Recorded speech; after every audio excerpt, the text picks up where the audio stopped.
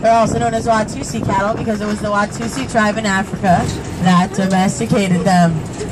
The horns that you see can reach to about 6 feet in length, and both male and female will have those horns. Has anyone ever told you this is the best roller coaster in the entire park? Yeah? Well, they were right. So put those hands up, because here we go. Woo!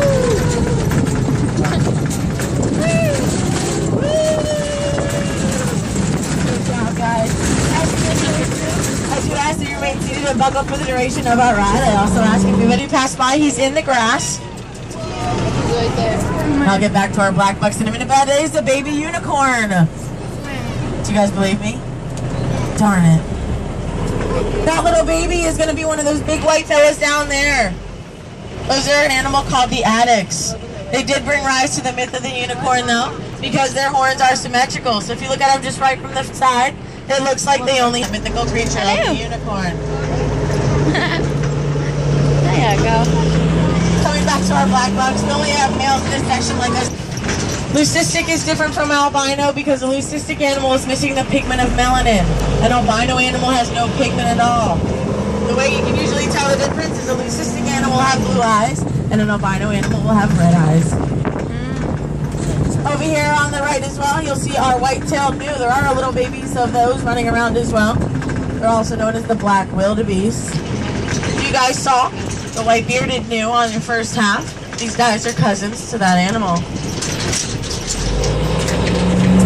Up ahead, though, we're going to be making our way to see, or into Kingsland. What are we going to see? Lions. Lions, you are correct.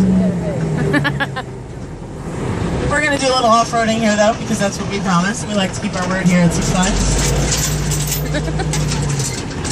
There's another ostrich here to the right. Is that a male or a female? Female. Female, you are correct.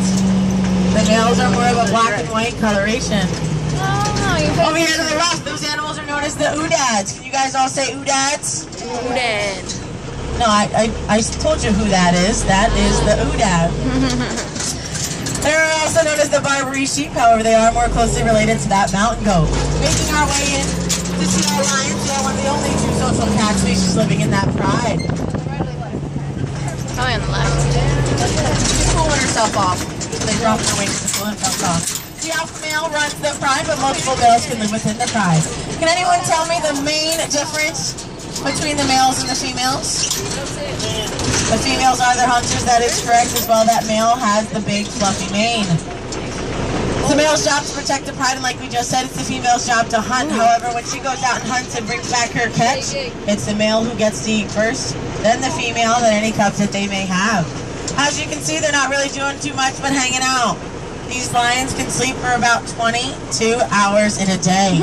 Pretty long cat nap, huh? Look at this guy. A lion's roar can also be heard about 5 miles away. We are going to be making our way into Black Bear Ridge. What are we going to see at Black Bear Ridge? Black bears. How did you guys know that? You guys are so smart. We are going to be seeing our black bears. You will see bears on both sides of the truck as well. What? As we round this bend on the right, we're going to come up to our first den. Take a look. I like to call these guys the Three Musketeers. These guys are born the end of January, beginning of February. All 3 of them are over there, and Mama is right here.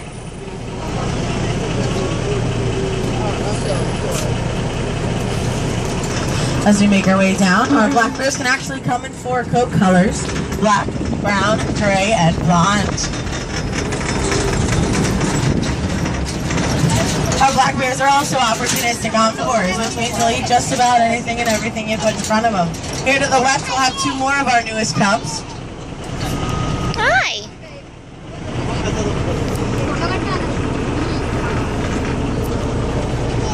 Look at that guy. He looks a little hot today. Yeah.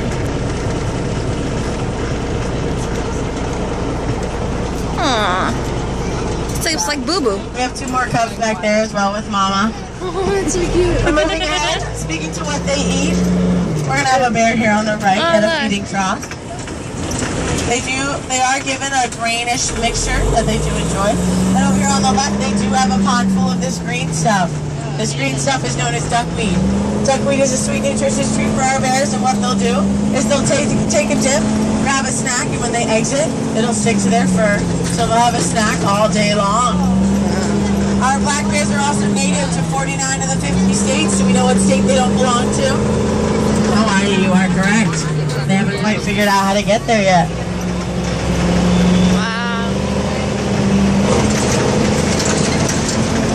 As we round the bend on the right, we're going to have two birds, a white bird and a pink bird. And you guys tell me what the pink bird is. Flamingo. Flamingo. That is our Chilean flamingo. They're not actually born pink, though. They're born gray. They turn pink because of the pink shrimp-like crustaceans they consume.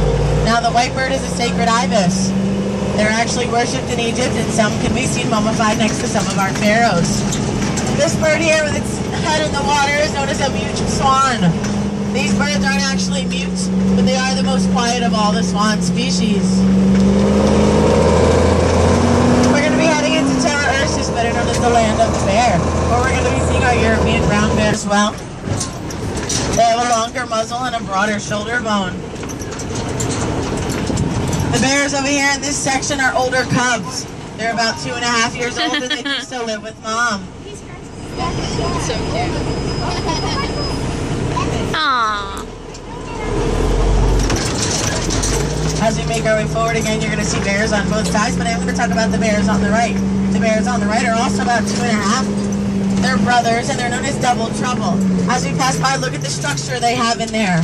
The top row has all the logs across. The second row has only half the logs across. They thought it would be nice to remodel for us here at Six Flags. We did not think it was so nice.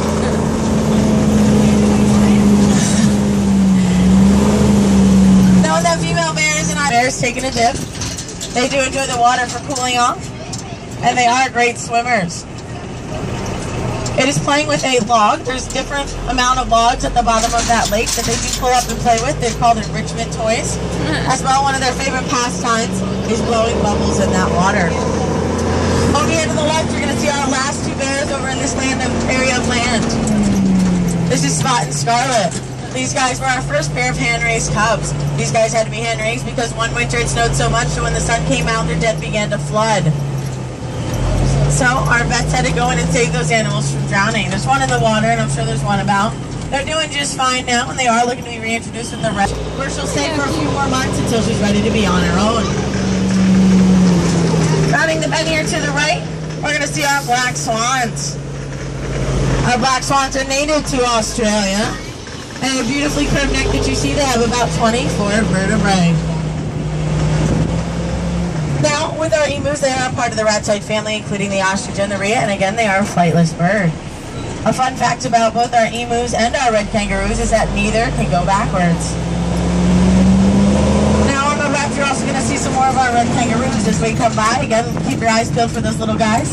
But look at those thick tails as well. Those tails are incredibly strong. They can actually lean their entire body weight back on those tails. And then they're also their mode of defense. They will then use those big feet and kick whoever is coming at them. Yeah, I think it's huge. I think it's so jacked. Now, as we're moving into the next section, I have two corny jokes for you. I've already warned you, though. They're corny. What do you call a lazy baby kangaroo? What? A pouch potato. What do you call a dirty baby kangaroo?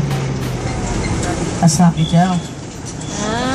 We are going to be heading into Tigers Asiana. We're going to be seeing our tigers. We come in 4 coat colors. Orange and black. White and black, as you see. An extremely rare golden tabby color. And the rarest tiger of all being a white tiger with white stripes. There's only 10 of those tigers left in the entire world. The closest to us being in Las Vegas. Do you guys want to go to Vegas? We'll take the truck. We'll head down there. Okay. Today we're going to head to Vegas. I don't know if this truck would make it to Vegas. But in here as well, we might see some more of our oodads and some more of our black bucks. A lot of the female. They use it for cooling off, and they also use it to their advantage when they hunt. These tigers are also known as butterscotch tigers. As you can see, it looks like their stripes are a butterscotch color. The other one's over there. Wow.